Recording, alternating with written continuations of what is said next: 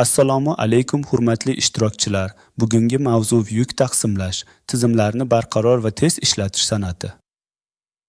Yuk taqsimlash texnologiyasi tizimlarning samaradorligini oshirishda muhim rol o'ynaydi. Statik va dinamik balantin yondashuvlari, shuningdek, scheduling algoritmlari tizimning barqaror va tez ishlashini ta'minlaydi. Bu yondashuvlar serverlar orasida yukni teng taqsimlab, tizimning yuqori mavjudligi va ishonchliligini saqlaydi. Internet texnologiyalari va bulutli xizmatlarning jadal rivojlanishi server infratuzilmasiga tushadigan yukning sezilarli oshishiga olib keldi. Bunday sharoitda yukni taqsimlash mexanizmlari bir nechta serverlar o'rtasida hisoblash vazifalarini muvozanatli ravishda taqsimlash jarayoni tizim barqarorligini saqlashda muhim ahamiyat kasb etadi. Ushbu yondashuvning asosiy maqsadi yuqori mavjudlikni ta'minlash, xizmat ko'rsatish tezligini oshirish hamda infratuzilmaning uzluksiz va ishonchli ishlashini kafolatlash orqali foydalanuvchilarga optimal xizmat sifatini yetkazishdan iborat. Yukni teng taqsimlash zamonaviy taqsimlangan tizimlar arxitekturasining asosiy komponenti bo'lib, kiruvchi sorivlarni uzluksiz monitoring qilish va ularni optimal resursga yo'naltirish orqali ishlaydi. Ushbu mexanizm yukning dinamik tahliliga asoslanib, serverlar orasida hisoblash vazifalarining muvozanatli taqsimlanishini ta'minlaydi. Qaror qabul qilish jarayoni millisekundlar ichida amalga oshiriladi va foydalanuvchi uchun to'liq shaffof bo'lib qoladi. Natijada tizimning o'tkazuvchanligi, javob qaytarish tezligi va umumiy samaradorligi sezilarli darajada oshadi. Yuk taqsimlashning asosiy maqsadlari resurslardan samarali foydalanishni ta'minlash, tizimning ishdan chiqish xavfini kamaytirish, tez va uzluksiz xizmat ko'rsatishdir. Bu jarayon server quvvatidan maksimal foydalanib, infrastrukturani optimallashtiradi va tizimning 99.9 mavjudligini ta'minlaydi. Oson kengaytirish imkoniyati biznes o'sishini qo'llab-quvvatlaydi. Statik yuk taqsimlash algoritmlari oldindan belgilangan strategiyalar asosida ishlovchi, nisbatan soddalashtirilgan yondashuvlar hisoblanadi. Ushbu algoritmlar serverlarning real vaqtdagi yuklanish darajasini tahlil qilmaydi, balki doimiy qoidalar bo'yicha vazifalarni taqsimlaydi. Ularning afzalligi shundaki, minimal hisoblash resurslarini talab qiladi va implementatsiyasi sodda. Biroq dinamik o'zgaruvchan tizimlarda serverlarning haqiqiy holatini inobatga olmaslik yukning notekis taqsimlanishiga, ayrim tugunlarning ortiqcha yuklanishiga va umumiy tizim samaradorligining pasayishiga olib kelishi mumkin. Round-robin algoritmi sorivlarni ketma-ket serverlarga taqsimlaydi. Har bir serverga taxminan teng yuk tushadi. Bu juda sodda va tushunarli minimal resurs talab qiladi. Biroq serverlarning haqiqiy yukini hisobga olmaydi. Bu esa ba'zi serverlarni ortiqcha yuklaydi. Ideal holat bir xil kuchga ega serverlar. Ogirlikli navbat algoritmida har bir serverga uning chipu quvvati, xotira hajmi va tarmoq tezligiga qarab ogirlik beriladi. Kuchli serverlar ko'proq sorif oladi. Masalan, server ogirligi 3, server ogirligi 1 bo'lsa, har 4 sorifdan 3 tasi server ga ketadi. Bu heterogen muhitlar uchun samarali. IP-hash algoritmi mijozning IP manziliga asoslanib sorivlarni serverlarga yo'naltiradi, sessiya barqarorligini ta'minlaydi. Bu usul sessiya ma'lumotlarini serverda saqlashga va tachi samaradorligini oshirishga imkon beradi. Ammo IP manzillar notekis taqsimlanganda serverlar ortiqcha yuklanishi mumkin. Statik yuk taqsimlash algoritmlari arxitekturasi oddiy va deterministik bo'lib, ular oldindan belgilangan qoidalar asosida sorivlarni taqsimlaydi. Biroq ushbu mexanizmlar tizimning real vaqtdagi o'zgaruvchan yukiga moslasha olmaydi. Serverlardan biri sekinlashganda yoki yuk keskin oshganda, statik yondashuv samaradorlikni pasaytiradi va resurslardan nomutanosib foydalanishga olib keladi.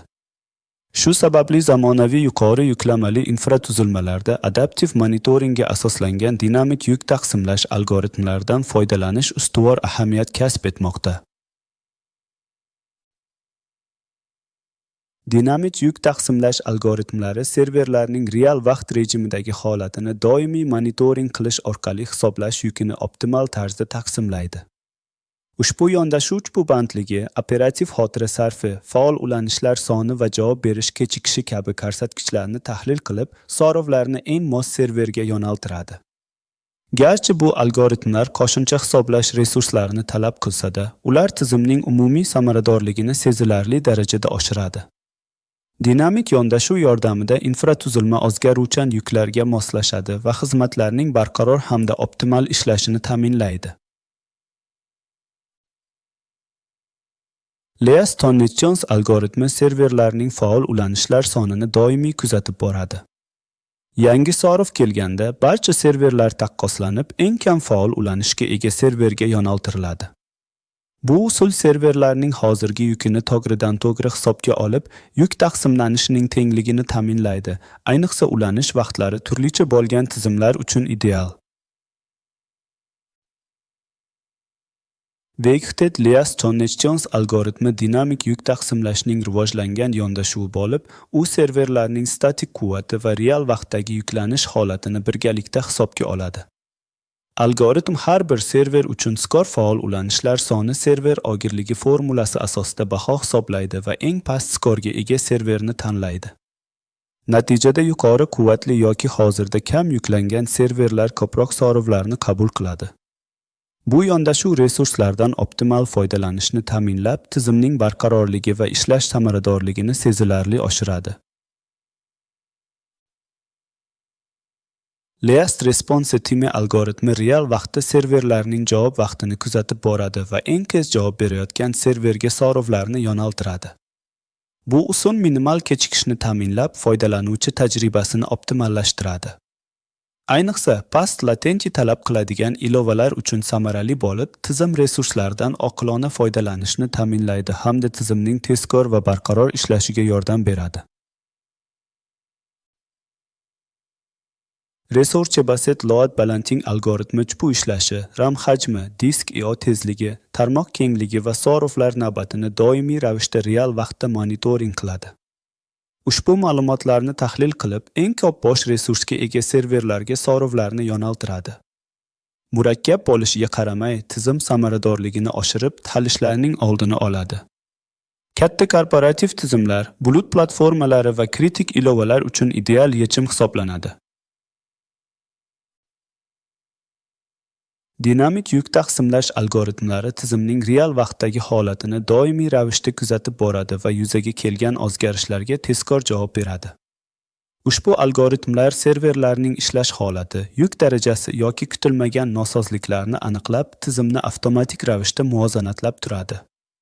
Natijada resurslardan optimal foydalanish ta'minlanib, tizimning barqarorligi va yuqori samaradorligi kafolatlanadi. Bu yondashuv zamonaviy yuqori yukli va murakkab arxitekturalarga ega bulut platformalari, korporativ tizimlar va real vaqt ilovalari uchun zarur hisoblanadi. Scheduling algoritmlari yuk taqsimlashda muhim rol o'ynaydi. Load balancer mijozdan kelayotgan so'rovni qabul qiladi va tanlangan algoritm asosida eng maqbul serverni aniqlaydi.